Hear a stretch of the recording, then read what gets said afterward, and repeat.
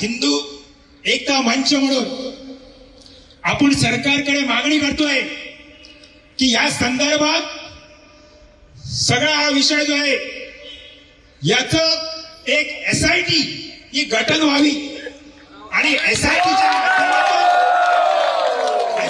माध्यमातून हा सगळा जो गोंधळ चाललाय गोव्यामध्ये जी आपली मंदिरं पाडली गेली म्हणजे ओल्ड गोव्याला आपल्याला माहित आहे शंकराचं मंदिर आहे ज्याच्यावर चर्च उभी केलेली आहे आणि चर्चच्या वरती अजून क्रॉस लागत नाही हे आपण मानत आहे। त्यामुळे या सगळ्या ठिकाणची उत्खनन झालं पाहिजे। विजयदुर्ग असेल साकवाडला इथे उत्खनन झालं पाहिजे। हे सगळं जर करायचं असेल तर SIT जी आहे ती झाली पाहिजे।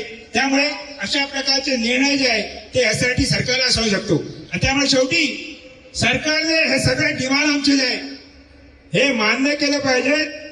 नाही तर पुढच्या वेळी आपण हे सगळं सरकारच्या दरबारी ही मोठी हिंदूंची संख्या ही तुमच्या दरबारी येऊन बसणार आणि तुम्हाला काय धडा झोपवायचा तो आपण पुढच्या काळात शिकू कारण निवडणूक जवळ येत आहे। सरकारला आवाहन करतो की आपल्या पूर्वजांना ज्या ठिकाणी मारलं ज्या ठिकाणी ह्या लोकांची हाडं कवट्या ही पुरली ही जी जागा जी आहे त्या जागेचे उत्खनन करा एक्सकॅव्हेशन करा।